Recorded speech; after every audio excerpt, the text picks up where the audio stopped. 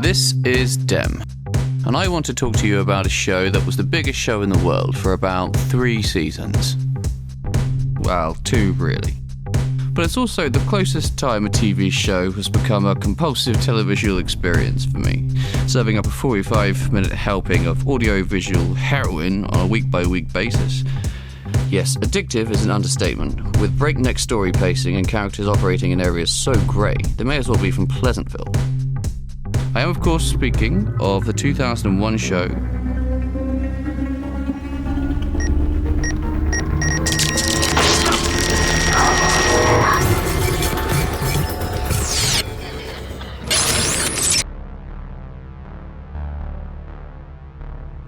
You resigned from government service, and the Senate regards you as having been a renegade agent. How am I supposed to know where your loyalties really lie? With all due respect, Madam President, ask around.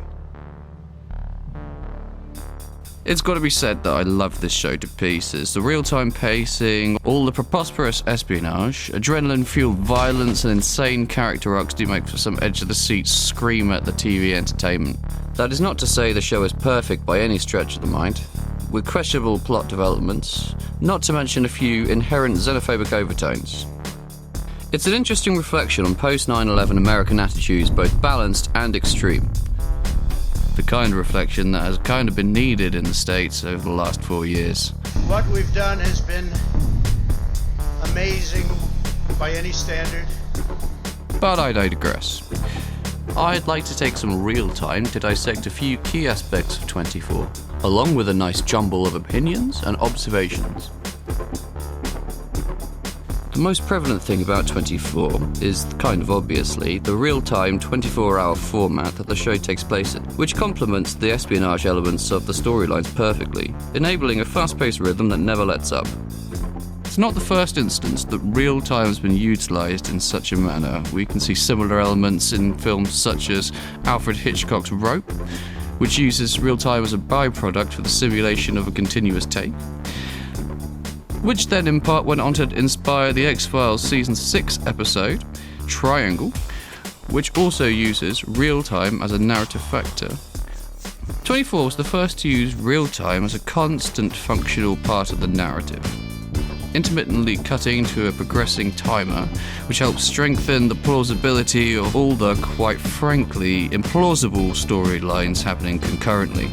Almost treating the clock as an omnipresent character of its own, weaving all the characters together and pushing them towards narrative crescendos, or complete obliteration. For the most part, commitment to the real-time format is reasonably smooth, negating the 5-minute time jumps for commercial breaks, of course. Although there are a few times the continuity does slip up, like how Jack Bauer manages to drive from London to Southampton Docks in 15 minutes. The next most noticeable thing about 24, and I mean very noticeable, is the documentary-style filmmaking. This style helps ground the twisting narrative through a more realistic lens, whilst also adding the added benefit of filming scenes significantly faster than other TV shows. This also helped usher in the shaky cam phase of the early 2000s. And thank God it did. Could you imagine 24 on a tripod? It would look like Days of Our Lives. And I've never even seen that show. Now, as I'm British, we can't go through this section without mentioning another show briefly, as the similarities to 24 are, well, see for yourself. Spooks is a TV show that centres on various different missions carried out by the division of MI5 for the Americans out there. It's like MI6, only they're really depressed because they're stuck working in Blighty all the time instead of shooting and fucking around the world. Entailing many of 24's elements, though played with a stiff upper lip, and lacking 24's more outrageous, arguably fanciful narrative turns. The similarities between the two shows are so flagrant at times, you half expect a crossover episode, which would be amazing by the way. Spooks has the same get the job done attitude as 24, along with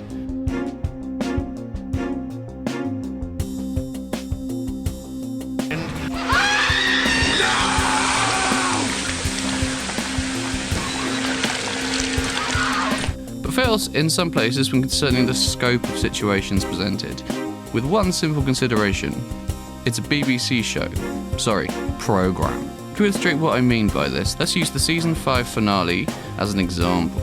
An environmental group threatened the England capital by attempting to disrupt the workings of the Thames Barrier and cause a good old Cockney cull with extensive flooding. As a British viewer, I found this finale completely without tension because I know the undertaking of simulating a British city submerged in water is well out of the budgetary range of the BBC, but practically or using CG. Thus all the drama is completely devoid for me as a viewer, as I know MI5 will be successful because the show literally can't afford for them to fail. It's a long-winded way of saying the show is cheap, I guess. This is very indicative of a BBC production, but that's a discussion for another day. Although Spooks did end up using this inherent assumption to their advantage in future seasons. But the issue between the two shows isn't a budgetary one, it's a structural one, where 24 will always come out on top. By stripping the 24 formula of its more outrageous and hokey element, Spooks focuses on a more cold, British kind of mentality, evoking realism and more grounded level than 24. In this case, proving to be more of a hindrance than a quality. Where 24 is a fast-paced thrill ride that keeps you guessing where plot twists are gonna go next, Spooks is this.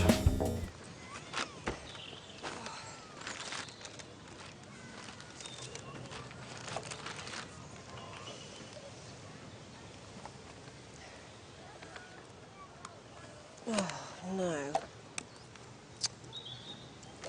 Must have picked up the wrong cup. It's bloody hazelnut or something.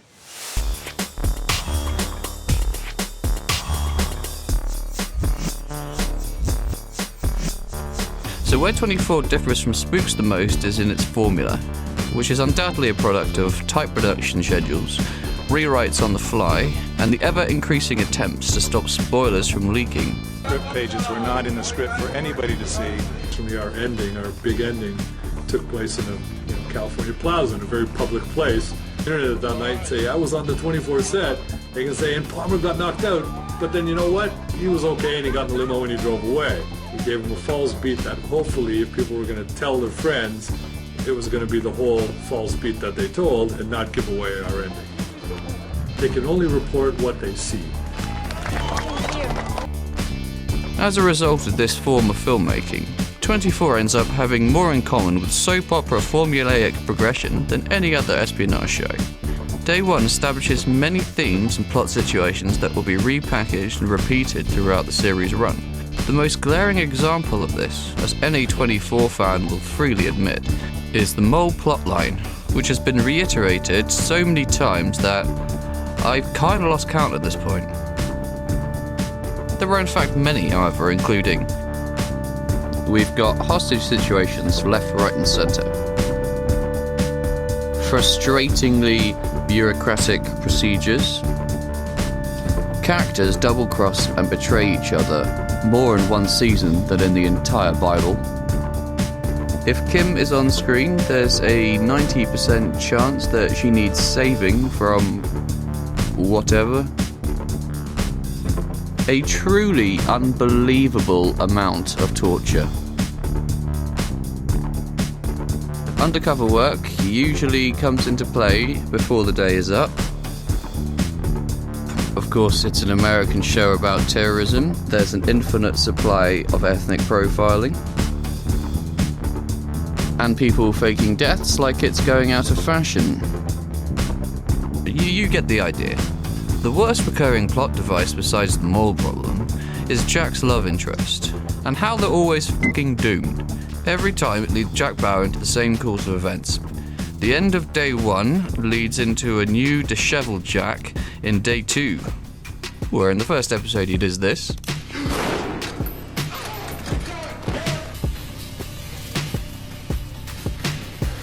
I'm gonna need a hacksaw. Dead Renee leads to the finale of day 7, and Dead Audrey leads to the finale of day 9.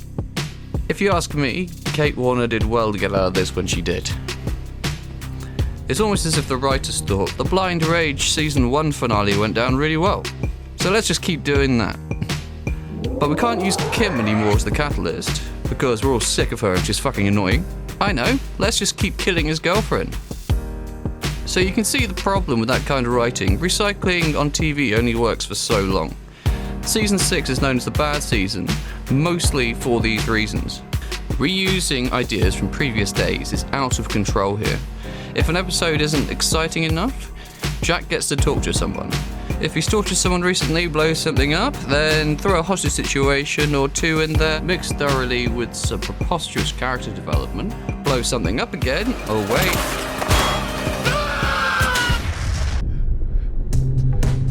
We went way too far.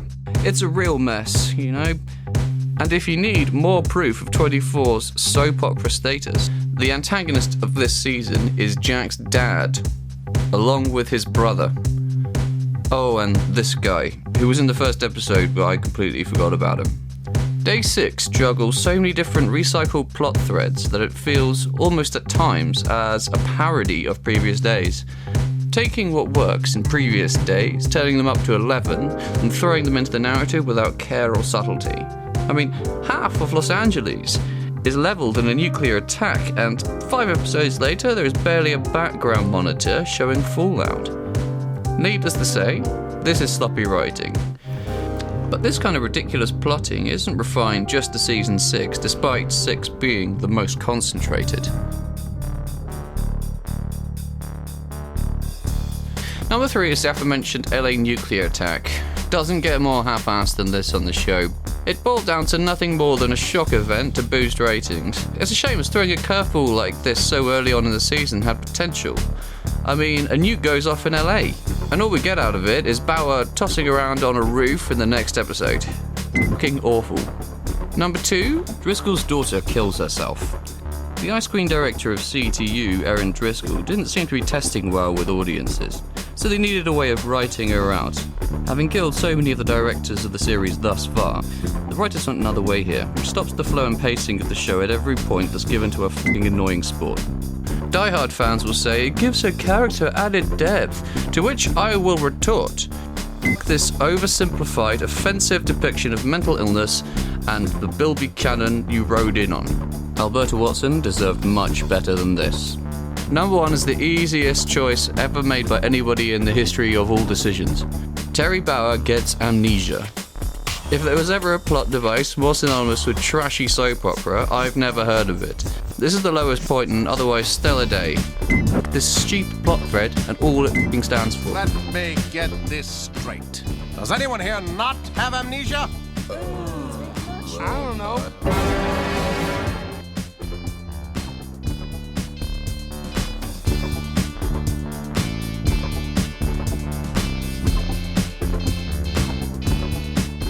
So 1,080 minutes of television is a long time to film. And at 24 episodes, 45 minutes a pop, 1,080 minutes is a pretty daunting task to take on board. For this reason, and this is no secret, 24 has a filler problem. The side plots in 24 are notoriously bad in places, occasionally stopping the main plot dead in its tracks to pad out the runtime. Driscoll and her daughter storyline definitely fits this mold. But it's the inserted scenes of drama that really hammer the problem home. The Araz family storyline, for example. Who cares? The kid Baruz needs to get a thing because of his dad and his girlfriend's there. Who really gives a shit? Also, anyone else remember that Kumar is a bloodthirsty extremist in one season? Sorry, his name is Ahmed. It's Ahmed. I guess he's in the Great White Castle in the sky now. I do see what they're going for here, and what many diehard fans are probably yelling at the screens now. Humanising the antagonist force and trying to give an alternative perspective from the supremely right-wing rhetoric of the show is one thing, but using long drawn-out family dilemma scenes intercut with fast-paced excitement of the main plotline only serves as highlighting the disparity between the two stories. If 24 was a pizza, all these plot lines would be the surprise pineapple topping that you most certainly did not order.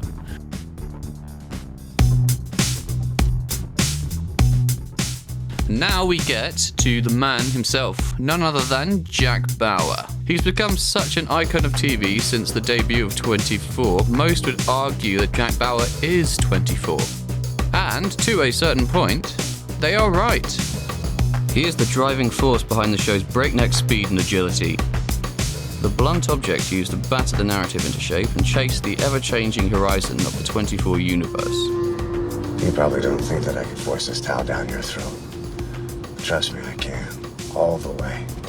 Except I hold on to this one little bit at the end. When your stomach starts to digest it, I pull it out, taking your stomach lining with it. At heart, Jack represents the proto-American who will do anything and everything for his country. The self-assigned responsibility that leaves them open to subjugation and sacrifice to perilous degrees. In many ways, Jack Bauer is the most interesting view of the post-9/11 American in both attitude and manner. He embodies the patriotic sensibilities of a founding father in conjunction with the brutal attitude of a paranoid patriotic mercenary, all while desperately trying to cling on to that fleeting nuclear family dream. He is also somewhat humanized by occasionally getting hurt. He did end season 2 in an ambulance after suffering a second heart attack of the day, the first of which killed him. But he got better. He had a good cry wrapping up day 3, then there's the nerve gas in day 7, on the run, faking his death. To say the man's schedule is busy is the understatement of the century. JB works as the beating heart of the show. We see all his struggles, trials and tribulations, and while his motivations break down roughly into something as basic as this, as viewers we are completely on board for the ride, body and soul. This is Sutherland's performance for sure, combined with the aforementioned formula complexity, resulting in a cavalcade of dramatic progression. To put this in perspective for you, here is a quick list of merely some of the torment Jack Bauer has endured.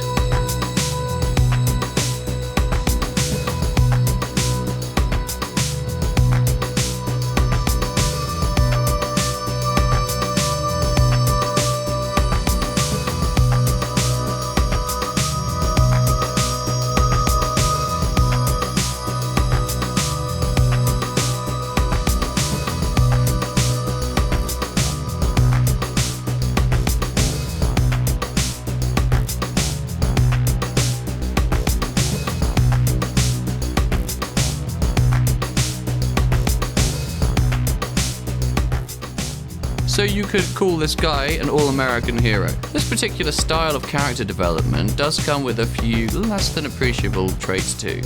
Unsurprisingly, Jack does feel like a bit of a punching bag in places, having been shot, killed and revived twice, sent to a Chinese prison. He's even battled through an African coup at one point. Sutherland carries the character with such determination and conviction that he deserves all the award accolades that he received for his tenure as Jack. He is also the funniest drunk as well, which hasn't always worked out for him in the past. Which leads us nicely to Jack Bauer's most satisfying moments. Normally I need to sit back and think about 3 particular moments concerning the protagonist of a series spanning 9 seasons in a movie, but as a testament to Jack himself, I've already given this lots of thought over the years. So here they are. At number 3, we have the blind fury of the season 1 finale. This is where Jack, under the false impression that his daughter has been killed, takes his one-man army to the location of the Drazens, a family of European tourists who happen to be trying to kill a presidential candidate. And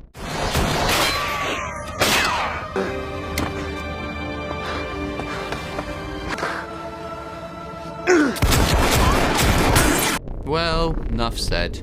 At number 2, we have the tonal assault on ex-antagonist / ex-president Logan. The showdown was subtly hinted throughout the season, showing Logan weaseling around in the background plots. When Bauer makes his move, it's both swift and brutal, with the on-screen fear from Logan being positively palpable. Did you hear what I said? That's Jack Bauer! Mr. President, get up or I will kill you right here. Fucking amazing. And at number 1, we have the execution, or not, of Jack's ex-lover, the treasonous pregnant wife killer Nina Myers. Escaping with a presidential pardon in the season prior, the feeling of satisfaction when Jack finally paints the floor with Nina's internal organs at near enough point-blank range is truly remarkable. You don't have any more useful information, do you, Nina? I do.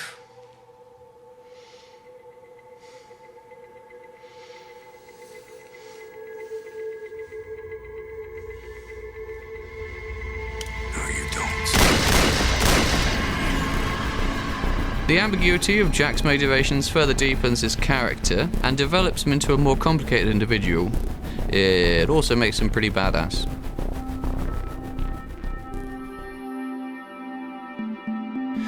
Villains on the television shows of the early 2000s seem to lag a little when compared to the silver screen peers. It's only really been in the past 10 years or so where they have begun to catch up a little. When it comes to the villains of 24, often they fall into the same formulaic structures mentioned before, but also come across as a little one note. Each season starts with an antagonist who is killed or captured between the halfway point and the end, before revealing the main antagonist to capture or kill for the finale. As a byproduct of this formula, the villain's motivations become more and more absurd as the series progresses, starting with Season 1's Victor Drazen, who wanted to kill a presidential candidate for personal reasons, to Day 8, where the antagonist is quite literally the Russian president. Also, as a side note, for the longest time I thought this guy was Billy Zane. Am I alone here? Upping the stakes in this way, season by season, is a great opportunity to use character actors. Utilising the talents of Tobin Bell, Tony Todd, Arnold Vosloo, Jon Voight, and who can forget Dennis Hopper, is a stroke of genius. I mean, Jack has literally defeated Candyman, Imhotep, and Jigsaw at this point. Speaking of which, if the Tiger King movie is ever actually made, who else thinks that Tobin Bell is perfect for this guy's role? But I digress again. It has to be said, the Villains 24, as far as performance goes, definitely plays into its strengths, ignoring James Cromwell, who is dreadfully miscast. Also, all these three people are supposed to be related. What the fuck happened in the Bauer gene pool? My personal favourite has to be Christopher Henderson, played by Robocop. As a mentor to Jack pre-Day 1, he genuinely feels like a clear and present threat, someone who could possibly best our protagonist, and as such help strengthen the well-renowned strongest season of the show, Day 5. Which is also the season where President Logan takes a villainous turn, who proves so popular he became a recurring character in seasons to come. The monotone villain problem is most evident in, you guessed it, Season 6, where Cromwell and that guy take the reins and fail to bring anything new or interesting to the 24 domain. That season is so pathetic, it's embarrassing. On so many 24 fan pages, you'll always find people crying into their keyboards asking for more 24 and for Kiefer to come back, and there's no 24 without Jack Bauer. To which I always think, well, that's kind of a good thing. 24 is very much a product of its time, serving up light propaganda for a war that was raging throughout the first of its 8-season run. Banking on fear and unrest of political circumstances, nothing new in the history of television. You can see influences from real-life events in so much modern fiction these days that it's self-reflexive at best and just plain offensive at worst. While much of the themes of 24 are still prevalent in today's politics, they're being handled and viewed in different ways, as public understanding of said subject matter matures over time. Around the time of the Day 6 air dates, America was in the midst of a media shitstorm concerning torture practices in war-torn countries, highlighting the infamous Guantanamo Bay on many occasions. Having banked a whole season on such practices, and with the amount of torture that is in Day 6, when Day 7 began being penned, they decided to take Jack Bauer into a courtroom, defending his reasons for similar, at this point, familiar offences that just so happened to be hot in the media of the real world at the time. This is self-reflection done right. In spite of the court case storyline nearly immediately being dropped, the theme still resides throughout the season. And to its credit, it does attempt to remain non-partisan in the writing, though does take a stand in the last episode. This incorporation of real-world political themes, bolstered in their real-time show, strengthens depth and intrigue, but most of all, relatability. When the torture stories started dropping in the 2000s, it was a long and drawn-out process which developed over time, with court proceedings and regular but not constant media coverage. It was all in the public eye for a matter of years. The big difference today, in the present 2021, is the rate at which we consume media and the sheer quantities we digest it on a moment-by-moment basis. After all, they've already done the Tyrant President storyline. What seems to be the biggest news story of the year is dwarfed by comparison by the following news story that happens weeks, sometimes days after. In this regard, writing 24 to the same standard that a modern audience could identify with and enjoy is near enough impossible. When people watch a show, it's 40 minutes, it goes by really quickly, and they don't realize how long it takes. And it's been probably a good month. By the time it's all said and done, this 40 minutes took, 1 month of work by probably close to 200 people, 15 days of intensive shooting, most of them over 12 hours. That's what it takes to put a television show out. Arguably, the last time we had a political landscape that was suitably adaptable for this kind of narrative structure was Jack Bauer's last outing in the all-too-short-lived 24 Live Another Day. Released during Obama's second term, the president had nearly spotless credentials to his name, only being tarnished by the increased Middle East drone strikes in his tenure. Live Another Day used this element of reality to their advantage, enforcing a storyline where a number of high-tech drones are stolen out of midair by Lady Stark and deployed to blow up various boroughs of London. They managed to get a good chunk of the season devoted to the storyline before Jack threw her out of a window, of course, for being a cunt. But overall, the war on terror has gone stale from a screenwriter's perspective, mainly due to overexposure. I mean, the BBC near enough had a news channel devoted to a fixed position on the Baghdad skyline. So you could tune in every now and then and see what was blowing up at that moment. So overexposed is definitely putting it lightly. As much as I'd love to see Jack Bauer come back and start rampaging his way through traitors and terrorists again, I understand that the fundamental backbone of the series, the mesh that weaves our perspectives and opinions into the fictionalized world of counter-terrorism, just isn't a part of the modern audience member today. Time changes, politics change, and TV has to change with it to remain relevant. And while 24 isn't entirely irrelevant to this day and age, the core driving factors of the show are certainly less impactful now than they were 20 years ago. So you can beg and plead with the internet as much as you want, but without a massive, world-changing, destructive event like 9/11, we just don't need Jack Bauer anymore. Oh, and there was the show 24 Legacy with Corey Hawkins, but it sucked.